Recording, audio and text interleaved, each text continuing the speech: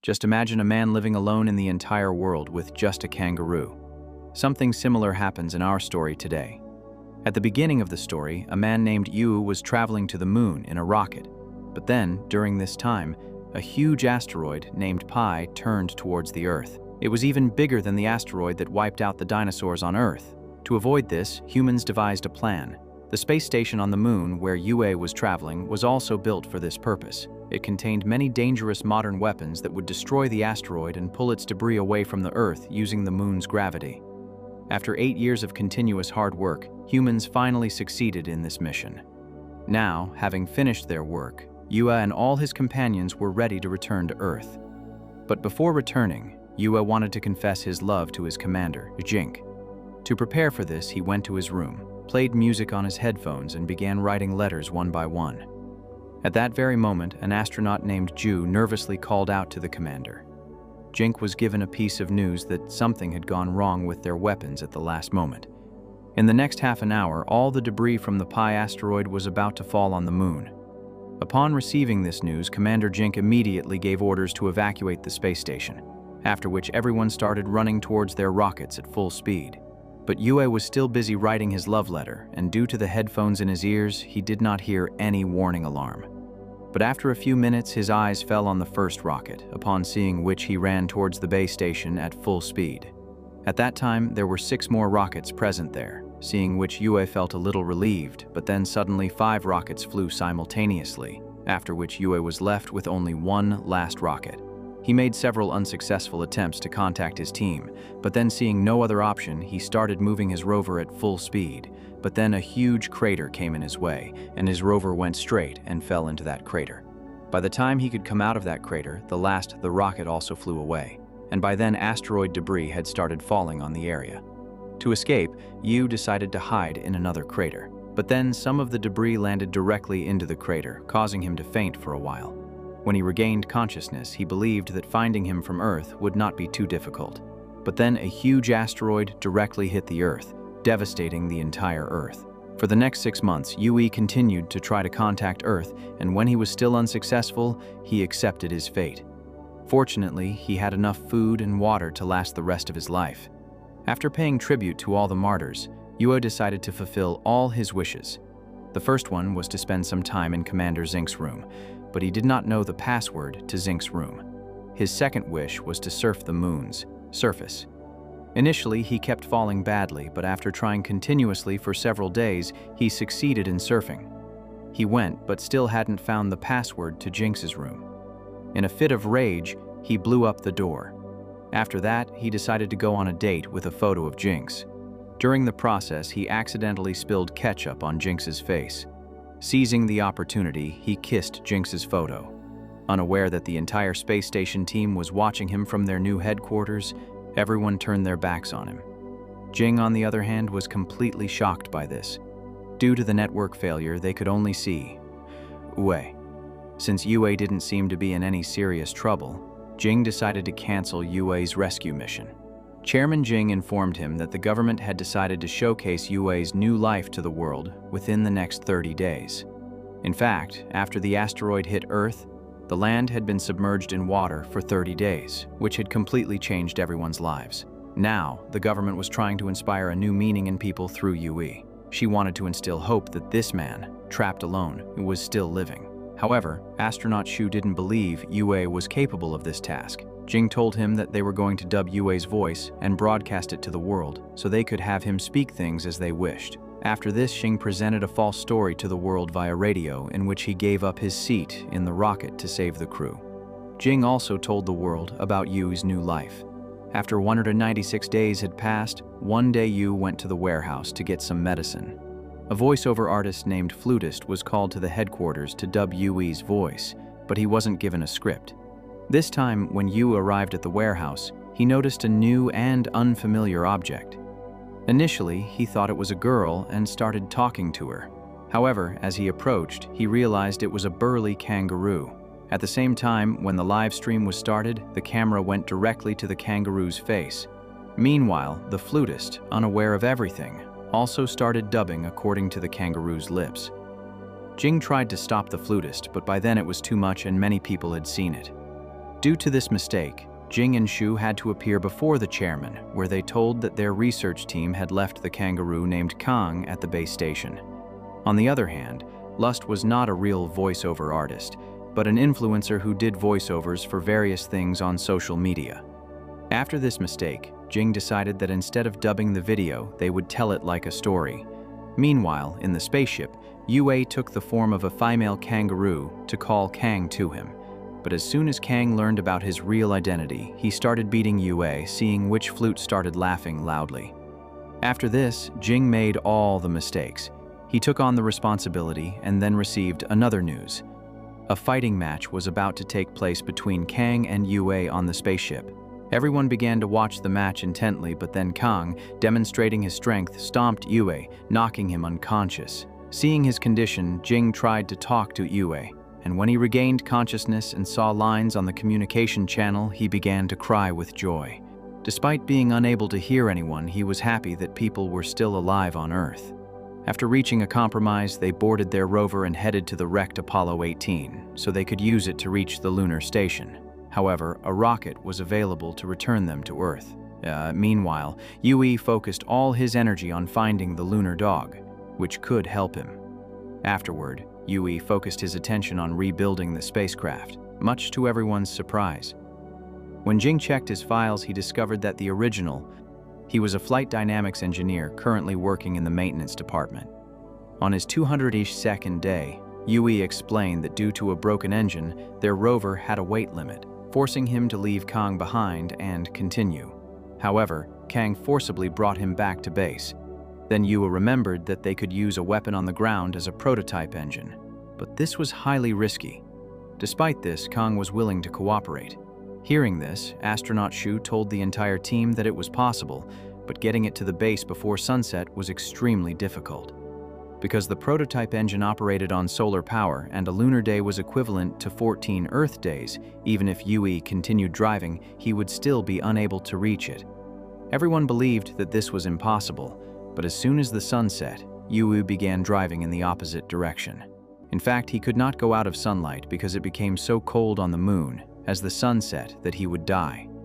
Jing immediately realized that Yue was going to chase the sun relentlessly, hoping to have a full 41 days.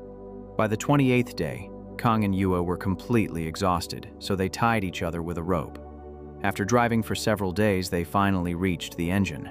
Upon reaching there, Kang started repeatedly pressing a button, but luckily, it wasn't a silly button. It was simply the engine check button. Because of his dangerous actions, Yue locked him inside the engine. They then set off for their base, but on the way, Kang's cot became detached from the engine. By the time Yue realized this, a lot of time had passed. He knew that if he went back to get Kang, he might lose the sunlight. For once, he decided to leave Kang there and move on. Everyone was quite surprised by the action, but after a few minutes, it turned back towards Kang at full speed, and after running back for a while, it finally reached Kang. But after all the calculations, everyone believed that they would not be able to return in time, so Jing ordered everyone to find the lunar dog as soon as possible, so that with the help of its battery, Yue could get back to their base. Meanwhile, both Yue and Kang were very tired due to driving continuously, without sleep for a long time. But due to sunset, they now had only 5 hours of battery left. Then suddenly the lunar dog activated, but due to being in power-saving mode, it could not find them. Meanwhile, 55 kilometers away from the base, the battery was exhausted, and Yue and Kang were forced to eject from the ship. Meanwhile, astronaut Shu took control of the lunar dog and decided to take it to Yue. But on the way, due to the battery running out, the lunar dog fell into a huge pit. He fell, leaving everyone on Earth deeply disappointed. Meanwhile, Yue and Kang were gazing at the stars and chatting when Yue was once again lost in memories of Jing. A little while later, when he regained consciousness, he saw Kang running around chasing a reflection in a mirror. This gave Yue an idea, and he strapped a sled to Kang's back. This proved very useful for his surfing practice. They were moving forward at a rapid pace, but then they encountered a huge pit, which Yue cleverly used nitrogen tanks to cross. Seeing his success, everyone on Earth was overjoyed, and a new hope was awakened within them. On the other hand, due to his bravery, Yue received many honors on Earth. The chairman himself used to go to receive them. Then Jink told the chairman that the communication lines were going to be repaired in the next 3 months, allowing them to contact him. Gradually, things were starting to get back to normal, but no one knew about it. A large portion of the Pi asteroid still posed a threat, waiting for them. Meanwhile, Yu and Kang were playing together when Kang accidentally touched some wires, after which Yue saw signals on the screen, just like last time. Seeing this, Yuo felt that perhaps no one on Earth was alive, and perhaps Kang had tampered with the wires in a similar way before, and that's when the signals came. Seeing this, Yue became very sad. Xing began working with all his might to repair the communication lines. A few days later, Yue made a toy female kangaroo for Kang and left the ship to finish everything himself. Now, Yue was very desperate, so Xing told the whole world what he was really feeling and asked everyone for help, telling them to turn their phone's flashlight towards the moon. Yue was about to open his helmet away from the ship when he noticed a light coming from Earth, and upon seeing this, he fell to his knees. He sat down and started crying. After a while, when Yu returned to the base and turned on the communication button, he was finally able to hear all his teammates. They told him about his live stream on Earth, but despite this, Yui was unable to speak. So everyone placed Jink in front of him, and when he said hello, he became very happy.